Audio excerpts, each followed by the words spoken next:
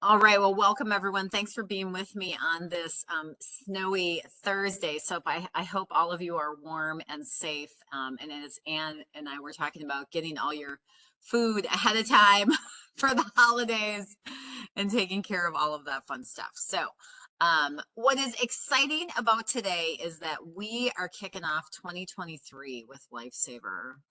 Where do the years go? I don't know, but so excited to show you kind of what's new, what's changing maybe a little bit, and go over the January content with you and just highlight a couple things. So I thought it would be a good way to kind of set the stage for 2023 by starting out with the general topic of wellness at work.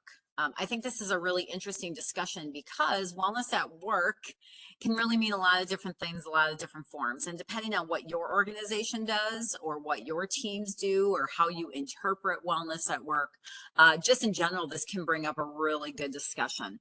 But this month we're focusing on that, and from a little bit of a programming standpoint, or from that HR benefits kind of side, some of the early content in the email this month is really looking at maybe some of the things you do as an organization. So whether it's inspiring you to host some contests, really looking at if you do require screenings for your employees, is that something where people get time off to be able to do that? That can really make a difference. It's good to examine the sick time that you have. If you want to gather people around food, can it be a healthy option? Can you do a salad buffet or have everybody bring in a healthy appetizer? Another thing that a lot of organizations do is if they don't have their own on-site gym, they do some kind of subsidy for a gym membership. So it's good to look at those types of things. And even if you're going into 2023 and you're like, well, it's too late to do anything for 2023, then these are the things that you can even start looking at for 2024. And then, of course, the mental health resources are really important, and you can lean into us at Bellin with a few things that you can offer to your organizations. But even supplementing some of the meditation apps is something that you can do as an organization. So this month, I had so much fun interviewing Randy Van Straten for our podcast this month. So Randy, as many of you know, is the Vice President of Business and Community Health. And so Randy was truly there at the beginning when this department was first made into something to help organizations with their workplace wellness. And so Randy tells the story of how that came to fruition and some of the history and his thoughts on what has changed over the years. And it's just a great 15 minutes, very entertaining, because Randy is very entertaining. So I would really encourage you to look that up. And you can always find our stuff at bellin.org/lifesaver as well. But as far as the podcast format and platforms, you can always look it up on Apple Podcasts or Spotify. So then kind of looking at some of the things, especially when we think about how organizations and how the workspace has changed because of COVID-19, here are some of the things that you may want to consider in your organization. Of course, flexible working hours are really a hot item, when people are trying to wrap all their work and all their lives together and still have enough time to take care of themselves. That flexibility can make a difference. There are people that love to work in the morning. There are people that are better at night. There are people that do really well if they can get a workout in the middle of the day. Allowing that flexibility if you can, not only is it healthy for your employees, but it's going to help your retention of your employees. So you're hopefully going to hang on to people longer. Obviously, allowing people to work from home. I am forever grateful that I have that option. So I'm warm and safe here at home during the snowstorm.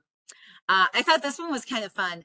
An idea of nobody working on their birthday. So if you maybe want to do a little something extra for your team members, that might be a little thing that you could do. And if you can't give them off on their birthday, just making sure that you recognize them in some way, shape, or form on their birthday, even just a text message or an email. People really feel appreciated. And then just looking at ways to curate opportunities to bonding as teams, bonding as an organization. You know, we are human beings first, and so it's important to surround each other and support each other no matter what kind of business you're running. So if you can look for ways to do that in your teams, small ways and big ways, it really, really is important. This last month for mental health moments, and this is a great thing to get out if you're looking for one more thing to push out in December for your organizations. The mental health moment webinar and podcast this month, we had a really fun discussion about just taking care of ourselves around the holidays, whether it be emotionally or financially, or how we can prioritize so that we're not so stressed. Had a great discussion with Charles Latour again, and we had Dina on from the Psychiatric Center as well. So really fun stuff. So I want to go to the bellin.org/lifesaver page and just kind of give you a rundown of what's happening in 2023 and maybe how things are going to look a little bit different. So for those of you that have been doing this for a while, you know that traditionally we had a two-sided handout that came in a tear pad that we would have digitally, but we would print those out and send those to people. And we're changing that a little bit this year. So instead, what you're going to see is when you see all of our posters, all of our Lifesaver posters are now going to have a QR code on them. And the QR code is going to take you to the place where you can get more information. So of course the computer is going to take a second to load here, but you'll see how that QR code is there, and then it will take you to a one-sided educational handout. Now you are certainly free to print these out if you would like. We heard a lot of feedback that people want things digitally, so those QR codes work really well, that people can just be scanning that stuff and looking at it on their phone. But the posters are always going to have the QR code on them to take you to that spot. So you can see on this one, it'll always be kind of down in that lower right-hand corner. All right, so that's something that's a little bit new. The other thing that's a little bit new as far as the interactive whiteboard goes, so we were providing just one question for the interactive whiteboard, and now you are going to have an option. We're going to have a question each month, and we're going to have a statement each month. So you can either choose between those two segments, or if you'd like, you can maybe have one of those statements for the first part of the month and then put the other one up for the second part of the month to create more interaction. So this month we have name one change you will make this week to have a well work day. And then the other one question was, what is one thing you do to stay well at work? So just again, providing that team interaction and getting people to share their ideas. The other thing we added for 2023 is we added a social media graphic. So if you find that it is best to communicate with people in your organization via social media platforms, this graphic is in the specific size and the right digital format and all those fun things to be used on a social media platform. So that would be another great opportunity to spread this information. You could take the graphic, you could just copy part of the email and post it as the verbiage. And that's another great way to get people engaged, get people thinking about wellness at work. You could also make it interactive by asking your own questions. So you could put this graphic on your social media platform, and then you could put, what's one way that you stay well at work? Or what is one idea that you have that you would like our organization to embrace to make wellness more of a focal point? So lots of ideas with that. Be creative, try different things, see what works for your organization.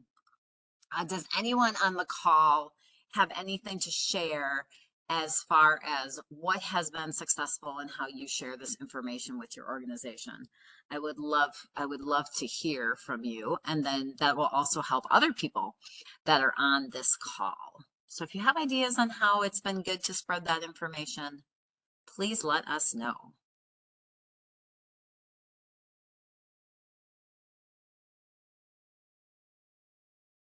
We will continue to have a lot of that content is also put out in Spanish, so you can grab those off of the webpage as well if you prefer Spanish graphics and some of those things. And as always, if you have questions for us, feel free to reply to my email, reach out to me. I'd be happy to talk to you and talk about what's going on in your organization and see if we can help you in some way if you'd like to expand this offering. All right, I am not seeing any chats down here. So with that, I am going to let you all go. I hope you all have a really beautiful Christmas and an awesome New Year, and stay safe out there with the crazy weather, and look forward to seeing all of you and expanding more of our information in 2023. Take care, everybody. Good job, Linda. Happy holidays. Thank you too, Anne. Take care, everybody. Thank you.